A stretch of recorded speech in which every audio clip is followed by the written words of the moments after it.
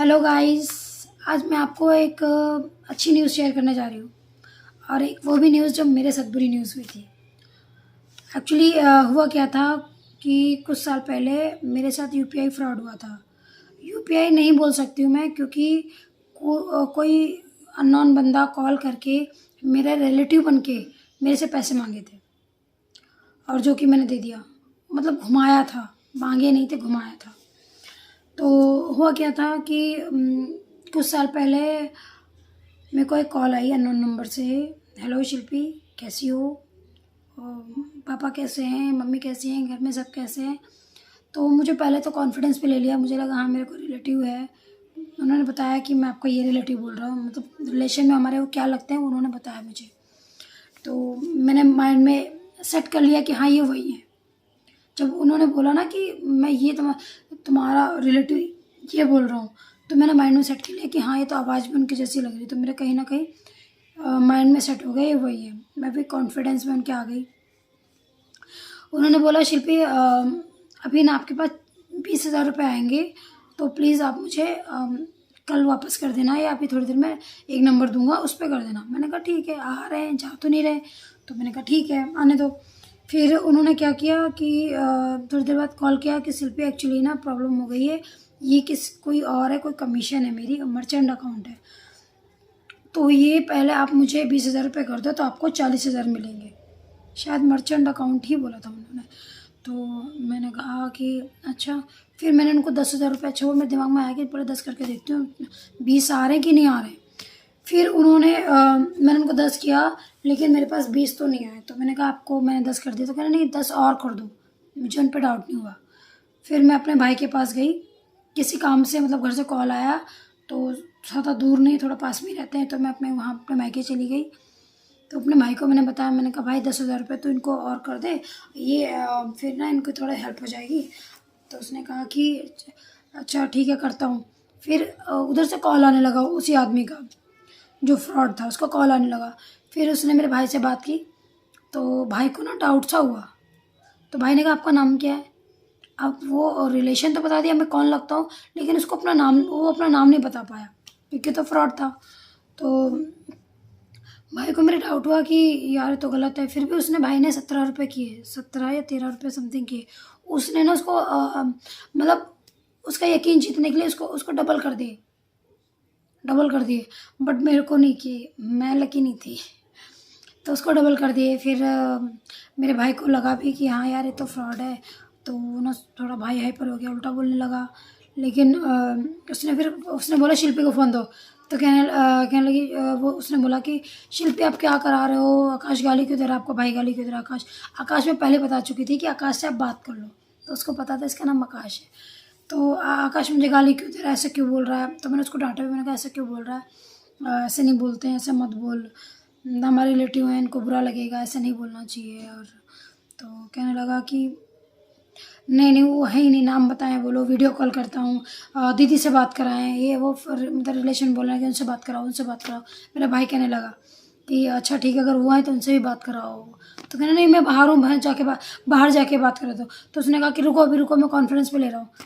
फिर उसने फ़ोन काट दिया, ब्लॉक भी कर दिया। फिर मैंने तुरंत 112 पे कॉल किया, 112 ने 100 नंबर पे कॉल किया, क्योंकि मुझे नहीं पता था किस नंबर पे एक्चुअल में किस नंबर पे कॉल करना है। तो उन्होंने मेरी कॉल फॉरवर्ड की साइबर क्राइम ऑफिस में। तो वहाँ मैंने कंप्लेंट डाली, उन्होंने ऑनलाइन भी मुझे कुछ प्रोसेस बताया, मैंने उसे भी फॉलो किया, कंप्लेंट डाली, कंप्लेंट नंबर भी आया, सब कुछ हुआ। और मैं ऑफिस भी गई, वहाँ ऑफिस भी गई, कंप्लेंट लिख के दी, बैंक स्टेटमेंट के साथ सारे प्रूफ, जो मेरी चैट हुई थी या जो भी मेरे पास मैसेजेस आए थे, मैंने सब शेयर किया। तो लेकिन मेरे वो पैसे वापस नहीं आए। एक बार मेरे को मैसेज आया भी कि 4,000 रुपये आपके अकाउंट में फ्रीज कर दिए गए। मैंने कहा चलो ठीक है, 4,000 वापस आ जाएंगे, 6,000 गए, बट वो भी नहीं आए। लेकिन अब ये आप सब लोगों के लिए गुड न्यूज़ है कि अब ऐसा अगर आप लोगों के साथ होता है तो आप समय रहते अपने पैसे वापस पा सकते हैं। एक्चुअली अभी ना कुछ टाइम पहले मैंने न्यूज़ पढ़ी थी, तो उस न्यूज़ में मैंने देखा कि आप अगर किसी के साथ फ्रॉड होता है तो वो बंदा अगर टाइम पे कॉल कर देता है उस नंबर पे, तो वो बच सकता है।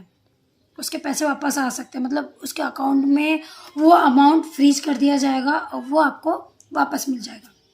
तो अभी मैं आपको बताने जा रही हूँ कि आप किस नंबर पे कॉल करें। पहले तो आप लोगों को मैं यही बोलूँगी कि ऐसे किसी पे यकीन ना करें।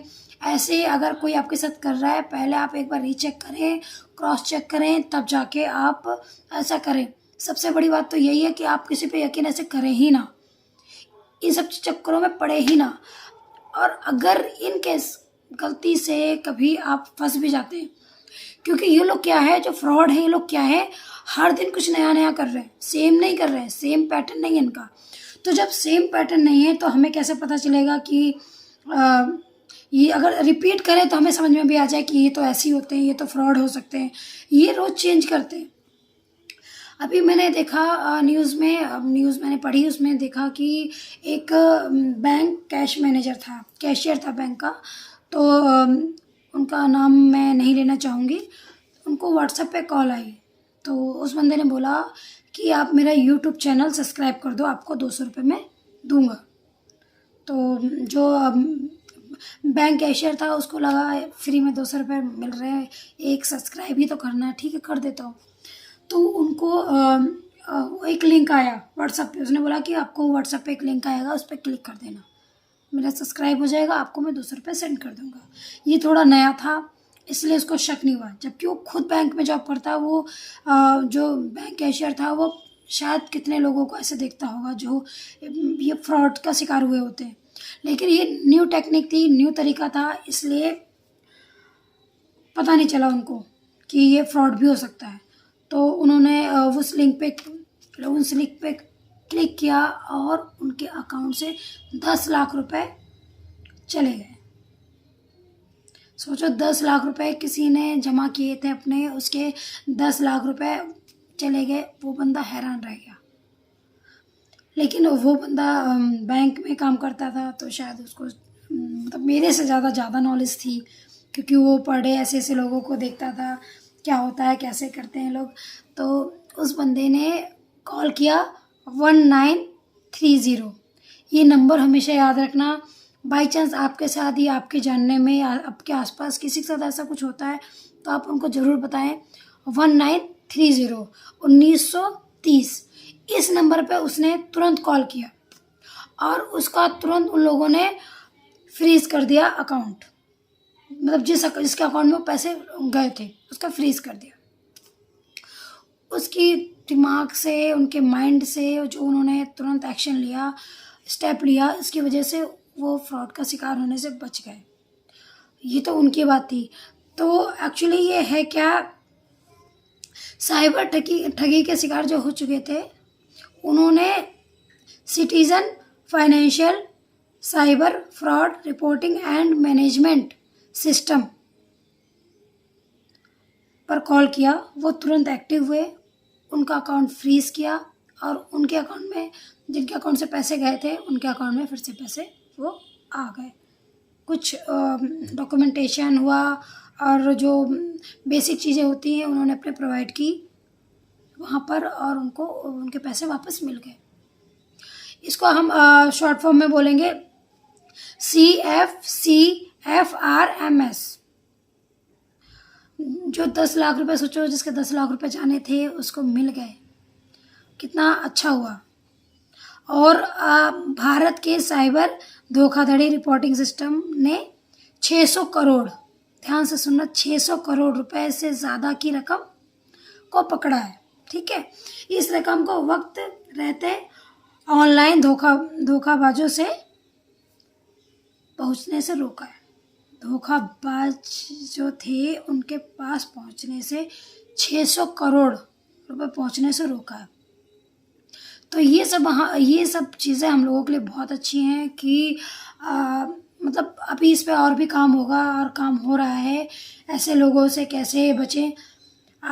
सबसे बड़ी बात ये है कि मुझे ये नहीं समझ में आता है कि आधार कार्ड इन लोगों को कैसे मिल जाता है, पैन कार्ड कैसे मिल जाता है, और ये लोग ऐसे इनके अकाउंट खुल कैसे जाते हैं। हम लोग तो एक चीज़ में हमारी प्रॉब्लम होगी, साइन भी मैच नहीं करेंगे तो हमें बैंक से वापस कर दिया जाता है।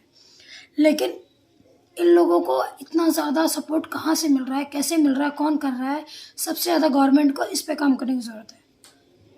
और बैंकों को भी देखना चाहिए कि हमें किनका अकाउंट खोलना है, किनका नहीं अकाउंट खोलना है। तो प्लीज़ नेक्स्ट टाइम से अगर आपके साथ या आपके आसपास भी ऐसा कुछ होता है तो आप 1930 पर कॉल करें और ठगी का शिकार होने से बचें। Thank you.